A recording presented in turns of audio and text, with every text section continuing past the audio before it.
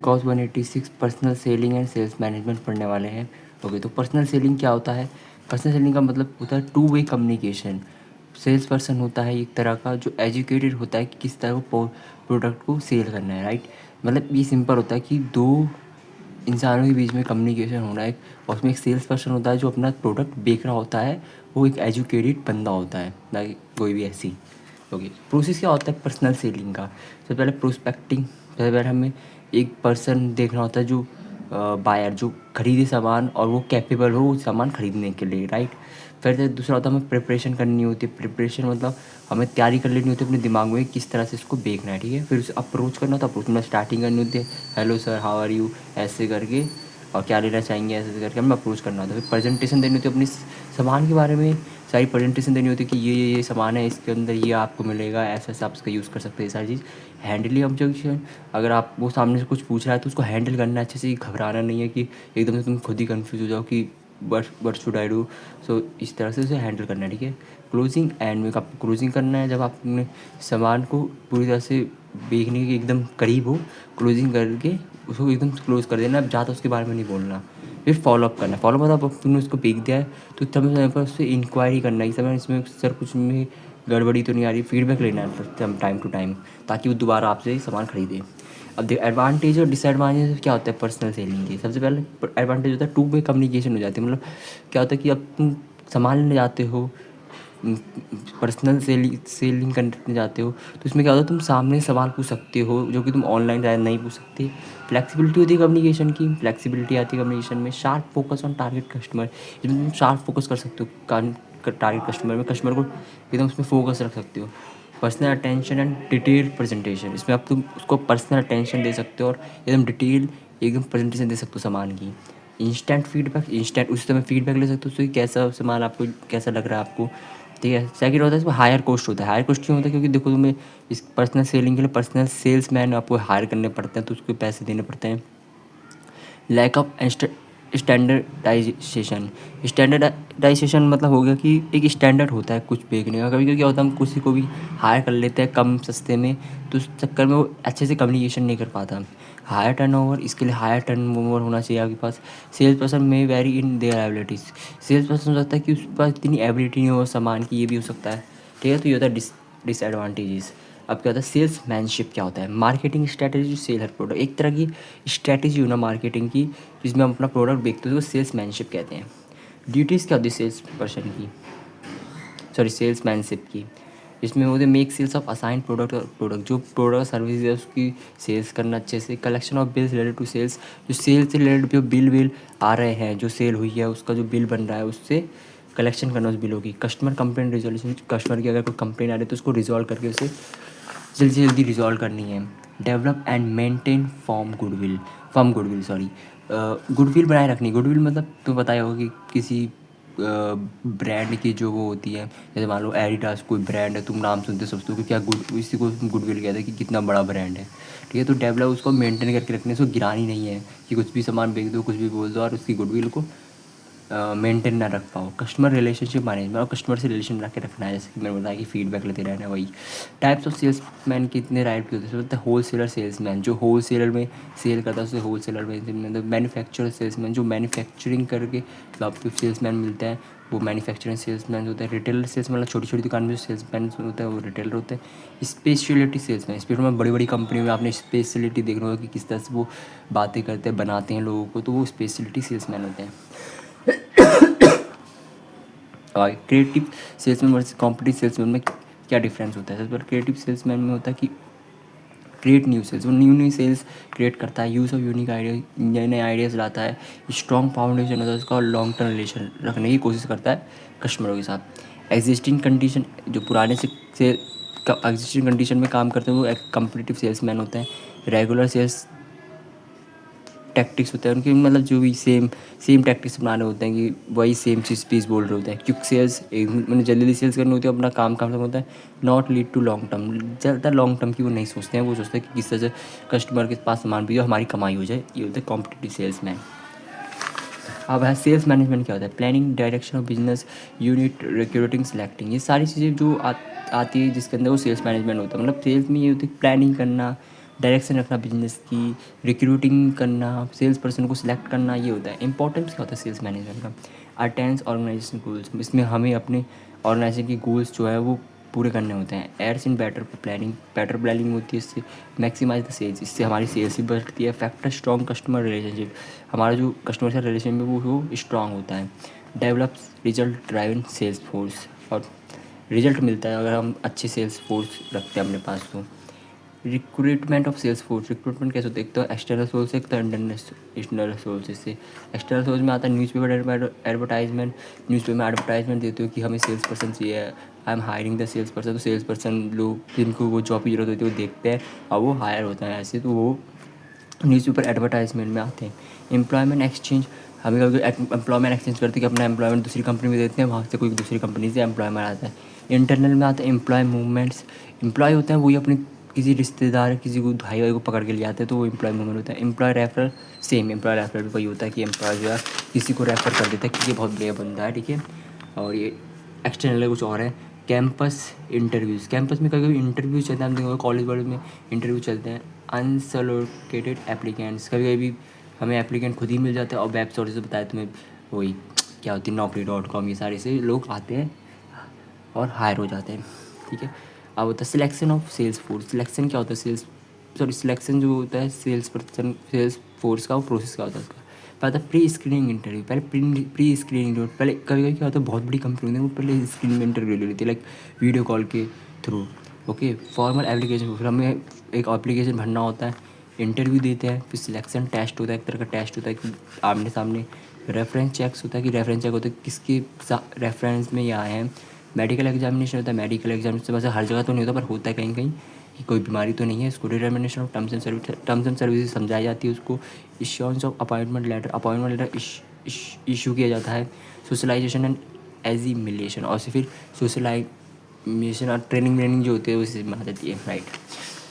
Buying motivates तो motivate to buy product, हमें किस मोटिवेट करना सेल्स पर्सन को या फिर सामने वाले पर्सन को जो खरीद रहा है उसको प्रोडक्ट खरीदने के लिए, ठीक है। इंपॉर्टेंस क्या होता है buying motive? Improvising sales person, salesmanship को हमें इम्प्रोमाइजिंग होती है हमारी। Assist in product planning, assist करते हैं दरअसल प्रोडक्ट प्लानिंग का।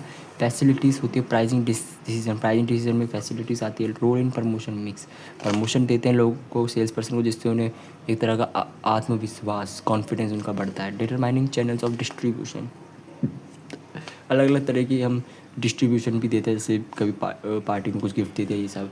बायर बिहेवियर क्या होता है? परचेज टाइम बिहेवियर, मतलब कोई परचेज टाइम जो बिहेवियर कहलाता है ना उसे बायर बिहेवियर कहते हैं। बायर और हो गया कंज्यूमर, बायर और कंज्यूमर में डिफरेंस क्या होता है? बायर होता है परचेज प्रोडक्ट, लाइक जो प्रोडक्ट परचेज करता है वो बायर होता है, और कंज्यूमर एंड यूज़र जो इसका एंड में यूज़ करता है। लाइक तुम्हारी मम्मी जो प्रोडक्ट खरीदती है वो बायर हो जाता है, और जो तुम लास्ट में उसको खाते हो वो तुम कंज्यूमर होते हो, ये हो गया। कई कई बायर जो होता है वो रीसेल करने के लिए गुड्स खरीदता है, ये रीसेल करने के लिए नहीं खरीदता है। नीड टू बाय प्रोडक्ट, इसको प्रोडक्ट खरीदना होता है कि ज़रूरत होती है, इससे ज़्यादा ज़रूरत नहीं होती। Not need to buy product.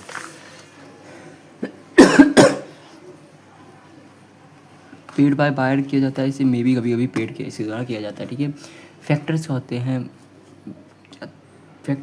Buyer behaviour के, ठीक है। सबसे पहले कल्चरल फैक्टर देखे जाते हैं, फिर सोशल फैक्टर देखते हैं, पर्सनल फैक्टर देखते हैं, साइकोलॉजिकल फैक्टर होते हैं, और इकोनॉमिक फैक्टर होता है कि फाइनेंस उनके पास है या नहीं है, ये सारे फैक्टर होते हैं।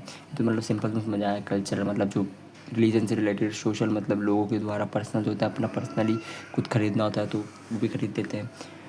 Motivational techniques for the salesperson, motivational techniques क्या अपनाते हैं सेल्स पर्सन? एक तो फाइनेंशियल मोटिव के, नॉन फाइनेंशियल मोटिव। फाइनेंस में होता है रिम्यूनरेशन मतलब कुछ रिम्यूनरेशन दे देते हैं सेल्स पर्सन लोगों को, बोनसेस दे देते हैं, कमीशन देते हैं एक तरह की, जिससे उन्हें मोटिवेशन मिले। प्रमोशन देते हैं उनको, कभी किसी को टीम लीडर बना देते हैं।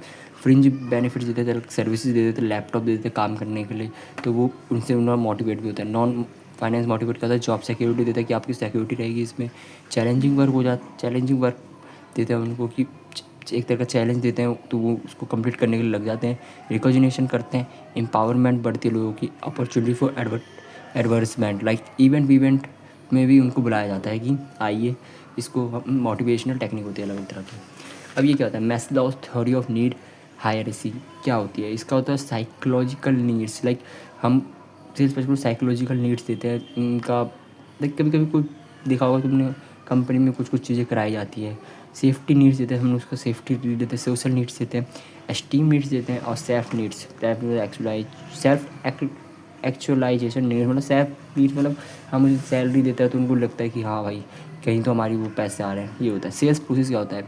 Step perform by salesman to sell product, मैं एक तरह का स्टेप परफॉर्म करता है सेल्स पर्सन प्रोडक्ट को बेचने के लिए, उसे हम सेल्स प्रोसेस कहते हैं। ये स्टेप्स ऑफ सेल्स प्रोसेस के स्टेप्स क्या होते हैं? Same as it personal selling process, same जो पर्सनल सेलिंग मैंने तुम बताया नहीं था, वही इसके सेम स्टेप्स हैं, ठीक है, देख लेना। पर्सनल सेलिंग में तुमने देखा ये रहे, तो मैंने तुम्हें ये पूरे बताए थे ना, इसी के सेम स्टेप्स इसमें आ जाते हैं, ठीक है। अब टाइप्स क्या होता है प्रोस्पेक्ट के, ठीक है। प्रोस्पेक्ट सबसे पहले होता है स्केप्टिकल प्रोस्पेक्ट, सेकंड होता है साइलेंस प्रोस्पेक्ट, एक होता है ओपिनियनेटेड प्रोस्पेक्ट, एक होता है prospect prospect, impulsive prospect, medical prospect, team and causing prospect, talkative prospect और chip on the shoulder prospect. वैसे ये इतना आता नहीं इसलिए मैं ज़्यादा समझा भी नहीं रहा इसको, ठीक है। Sales report, document sales activity recording. Sales report क्या होता है, ये इंपॉर्टेंट है। ये तरह का डॉक्यूमेंट होता है जिसमें हम सेल्स एक्टिविटीज़ रिकॉर्ड करते हैं, एक तरह से तुम बोलते हो उसकी एंट्री मारते हैं इसके अंदर, सेल्स रिपोर्ट के अंदर। अब तो ऐसे कंप्यूटर में होने लगे, पहले तो वैसे फाइलों में होता था। इंपॉर्टेंस क्या होता है सेल्स रिपोर्ट की? एवेल्यूएटिंग द रेवेन्यू जनरेट, हमें कितना रेवेन्यू जनरेट होता है वो एवेल्यूएट करके रखता है। मॉनिटरिंग द प्रोडक्ट को मॉनिटरिंग करके रखता है। Determining most profitable consumer, determine करने रखता है कि हमें सबसे ज़्यादा किस कंज्यूमर से ज़्यादा प्रॉफिट बन रहा है। और डिफरेंट कंसिक्यूज, और तरह की डिफरेंट कंसिक्यूज होता है जो हमें जानने में हेल्प करता है। टाइप्स ऑफ डॉक्यूमेंट सेल्स, किस तरह के डॉक्यूमेंट होता है सेल्स में? प्रोग्रेस और कॉल रिपोर्ट, कॉल रिपोर्ट अगर कॉलिंग की कंपनी है तो तुम कॉल रिपोर्ट दे सकते हो कि कितना प्रोग्रेस हो रहा है।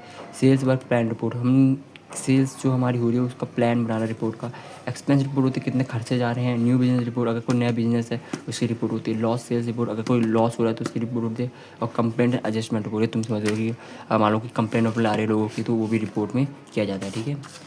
अब इसके आगे ये है सेल्स प्रेजेंटेशन एंड डिमॉन्स्ट्रेशन क्या होता है? इसका होता है talk about our product, present हर प्रोडक्ट सर्विसेज, मतलब सेल्स प्रेजेंटेशन और डिमॉन्स्ट्रेशन इस तरह की। प्रेजेंटेशन मतलब उसके अंदर हमारे प्रोडक्ट के बारे में लिखा होता है जिसके बारे में हम बातें कर सकते हैं, आप प्रेजेंट कर सकते हैं प्रोडक्ट और सर्विसेज को, ठीक है। स्टेप्स क्या होते हैं इसके? अट्रैक्टिंग अटेंशन, अगर हम किसी को दिखाएंगे तो उससे हमारी अटेंशन बढ़ती है। क्रिएटिंग इंटरेस्ट, इंटरेस्ट बनता है लोगों का। अराउजिंग डिज़ायर, डिज़ायर होता है लोगों को खरीदने का। बिल्डिंग कन्विक्शन डाउट्स, ठीक है। अब sales ethics and ethical selling क्या होती है, ठीक है। Behaviour on your customer, behaviour होता है कि आप किस तरह से उसको रिस्पेक्ट दे रहे हो, उसको हम सेल्स एथिकल सेलिंग कहते हैं, ठीक है। एथिकल एंड लीगल इश्यूज़ क्या होते हैं? मतलब एक तरह का लीगल इश्यूज चलाया जाना है कि miss presentation and hiding facts, pride discrimination, मतलब ये लीगल इशू है। बहुत बार क्या होता है तुमने मिस रिप्रेजेंटेशन करते हैं सेल्स पर्सन की, ये हम ले लीजिए आपका पूरा वो बदल जाएगा, दुनिया उनिया ऐसा कुछ करने लगा है। ये प्राइस डिस्क्रिमिनेशन, मतलब प्राइस डिस्क्रिमिनेशन मतलब होता वो प्रोडक्ट 100 रुपये का बताते 400 का, 400 प्रोडक्ट में ये बताता है कि इससे नीचे मैं दे नहीं सकता, इससे नीचे मेरा लॉस हो जाएगा, पर होता वो 100 रुपये का प्रोडक्ट है। तो प्राइस डिस्क्रिमिनेशन भी करते हैं। फॉल्स प्रोमिसिंग और ओवर प्रॉमिसिंग भी करते हैं कि आप इसको ले लीजिए, आगे से कोई भी गड़बड़ होगी आप मुझे वापस करना, पूरे पैसे वापस दूंगा, लेकिन कुछ ऐसा नहीं होता है। डिलेड डिलीवरीज, कई डिलीवरीज लेट करते हैं। Creating artificial cost scarcity of commodity, मतलब कभी कभी कॉस्टली सेल करने की आपको कोशिश करते हैं। इंपॉर्टेंस होता है एथिक्स एंड सेलिंग की। बिल्ड गुडविल होता है कंपनी, अगर एथिक्स होंगी कंपनी में तो उसकी गुडविल बनी रखेगी, कोई फेक प्रॉमिस नहीं करेगा। Gain societies acceptance and government support भी बने रहेगा कि भाई ये कंपनी बहुत अच्छा काम कर रही है, ये बिजनेस है। गुड रिलेशनशिप विद कस्टमर के साथ, आपका अच्छा कस्टमर के साथ रिलेशनशिप अच्छा बना रहेगा कि हाँ फिर वो कस्टमर दोबारा अगेन एंड अगेन तुम्हारे दुकान से कुछ बाय करना आएगा। Help salesperson in closing the sales, salesperson को हेल्प करेगा ये सेल्स को क्लोज करने में। बिल्ड ट्रस्ट इन कस्टमर, आपका ट्रस्ट जो है कस्टमर में बना रहेगा कि हाँ भाई ये कंपनी और ये बिजनेस है बहुत अच्छा है, इससे सामान खरीदेंगे। Customer interest are protected, same interest उसका प्रोटेक्ट रहेगा और वो अगेन एंड अगेन तुम्हारी दुकान से ही बाय करने आएगा, right. Essential skills of salesperson, एक इसेंशियल स्किल्स क्या होनी चाहिए सेल्स पर्सन के अंदर? सबसे लिसनिंग स्किल्स, उससे सुनना आना चाहिए सामने वाले पर्सन का, ठीक है। कम्युनिकेशन स्किल, उसकी कम्युनिकेशन की अच्छी होनी चाहिए। प्रॉब्लम सॉल्विंग स्किल्स होती है, अगर किसी कस्टमर को प्रॉब्लम हो रही है कुछ चीज़ में तो उसकी स्किल्स होनी चाहिए इसके अंदर कि वो प्रॉब्लम उसकी सॉल्व कर पाए। परस्यूडिंग स्किल्स, मतलब वो नई नई चीज़ों को अपनाते रहे, नई नई स्किल्स अपनाते रहे।